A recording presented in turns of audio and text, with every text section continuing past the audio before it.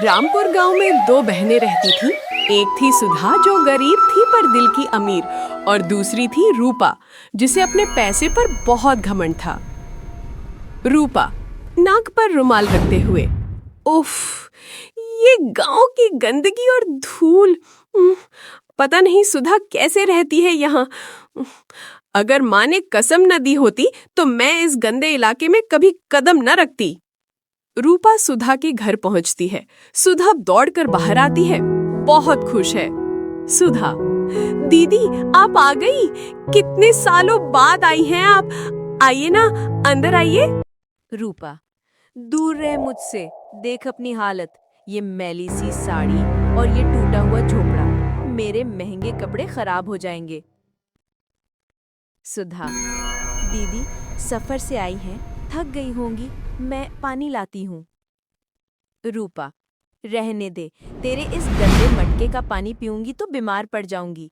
ये ले, माँ ने ये पुराने कपड़े भेजे हैं मेरे, तेरे काम आ जाएंगे। वैसे भी तू तो मेरा उतरन ही पहनती आई है।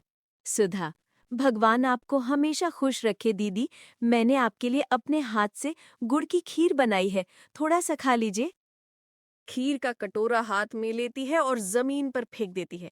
छी, ये काली खीर मैं अपने कुत्ते को भी न खिलाऊं। हम शहर में पिज्जा और बर्गर खाते हैं, ये गोबर जैसा खाना नहीं।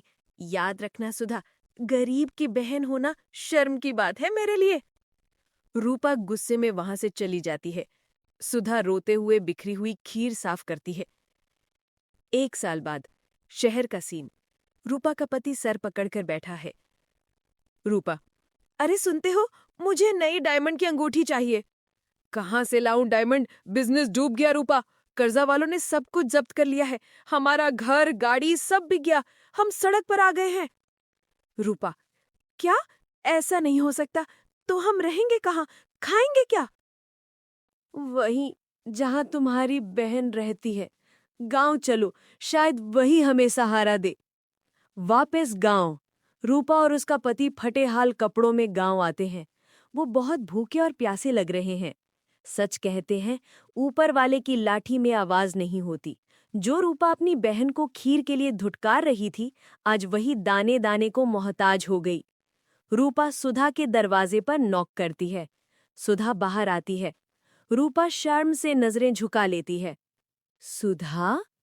सुधा हैरान होकर, दीदी, जीजाजी, ये कैसी हालत बना रखी है? रूपा रोते हुए सुधा के पैर पकड़ लेती है। सुधा, मुझे माफ कर दे बहन, मैंने तेरे साथ बहुत बुरा किया। आज मेरे पास न पैसा है न घमंड, बस भूख है। हमें कोई पानी भी नहीं पूछ रहा। क्या तू अपनी इस बुरी बहन को अपनाएगी? रामू गुस्से में, सुधा, इस औरत ने तुम्हें रुलाया था, इसे वापस भेज दो। सुधा रामू को रोकती है। नहीं जी, पैसा आता जाता रहता है, लेकिन खून का रिश्ता नहीं बदलता। ये मेरी बड़ी बहन है। सुधा उन्हें अंदर ले जाती है और वही गुड़ की खीर और रोटी उनके सामने रखती है। रूपा खीर खाते हुए, आंखों में आंसू। सुधा, आज ये खीर मुझे दुनिया के सबसे महंगे खाने से भी ज्यादा स्वादिष्ट लग रही है। तूने सही कहा था, इंसान की असली दौलत उसका पैसा नहीं, उसका परिवार होता है। सुधा दीदी, ये घर जितना मेरा है उतना आपका भी है। दोस्तों, देखा आपने, रूपा का पैसा तो चला गया लेकिन सुधा का प्यार काम आया। कभी भी अपने पैसे या ताकत पर घमंड मत करो। मुसीबत में पैसा नहीं, अपने ही काम आते हैं।